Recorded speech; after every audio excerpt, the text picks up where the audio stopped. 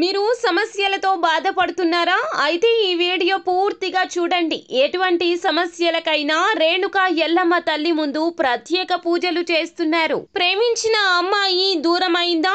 ప్రేమించిన అబ్బాయి దూరమయ్యాడా? అయితే ఈ పూజారి గారిని సంప్రదించండి. ప్రేమ సమస్యలకు ప్రత్యేకమైన ముడుపు పూజలు చేసి గడియలలో పరిష్కారం చేస్తున్నారు.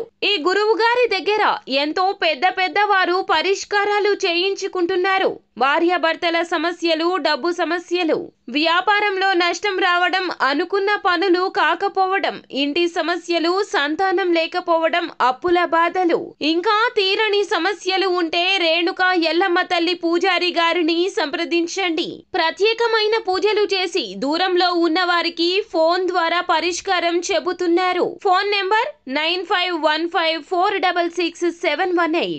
హాయ్ ఫ్రెండ్స్, అందరికీ నమస్కారం అండి.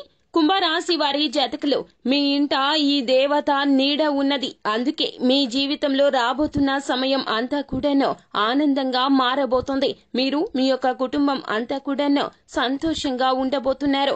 ఆగస్టు మాసంలో 31వ తేదీ తర్వాత నుండి కూడాను ఈ దేవత మీ ఇంట రంగ ప్రవేశంతో మీ పరిస్థితులు అన్ని తారుమారు కాబోతున్నాయి. అయితే ఏ దేవత నీడ మీ ఇంట ఉండబోతుందో, ఎవరు మీ ఇంట ప్రవేశంతో మీ యొక్క జీవితం అంతా కూడాను మార్పు చెందబోతూ ఉన్నదో, అద్భుతాలు మీ ఇంట ఏ విధంగా జరగబోతున్నాయో తదితర పూర్తి వివరాలు అన్ని కూడాను మనం ఈ వీడియోలో సంపూర్ణంగా సవివరంగా తెలుసుకునే ప్రయత్నం చేద్దాము. అంతకంటే ముందు ఫ్రెండ్స్, వీడియోని పూర్తిగా చూడండి.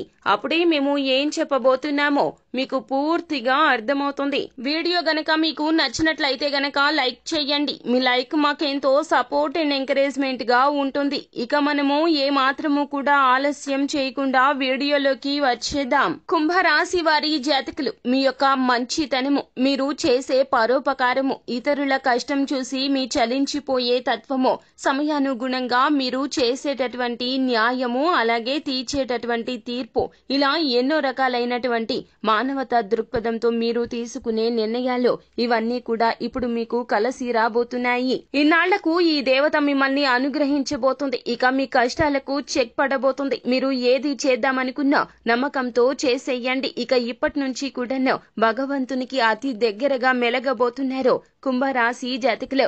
ఇందులో అసలు సందేహమే లేదు. మీలో ఈ సంకేతాలు కూడా కనిపిస్తాయి. ఏదో పాజిటివ్ వైబ్స్ వచ్చినట్లుగా అనిపిస్తుంది. ఆధ్యాత్మిక భావన ఎక్కువైపోతుంది. మీ యొక్క కళలో కూడాను లక్ష్మీదేవి సాక్షాత్కారం జరుగుతుంది. అలాగే మీ జీవితంలో కొన్ని రకాల మార్పులు కలగచేస్తూ మీ ఇంట లక్ష్మీదేవి రాబోతుంది. ఈ యొక్క దేవత అనుగ్రహంతోనే మీ ఇంట్లో చాలా రకాల సమస్యలకు ఇక ముగింపు పలకబోతున్నారు. అలాగే ఈ దేవత మీ ఇంట్లోకి రావడమే మీ ఇంట్లో సంతోషాలు వస్తాయి. సాధ్యము అవవు అనుకున్న పనులు సాధ్యమైపోతాయి. అసాధ్యాన్ని సుసాధ్యం మీరే చేయబోతున్నారు. మీ చేతుల ద్వారా జరిగే కార్యాలు అందరినీ కూడా అబ్బురపరుస్తాయి. మీరు తీసుకునే నిర్ణయాలు అందరినీ అవాక్కయ్యేలాగా చేస్తాయి.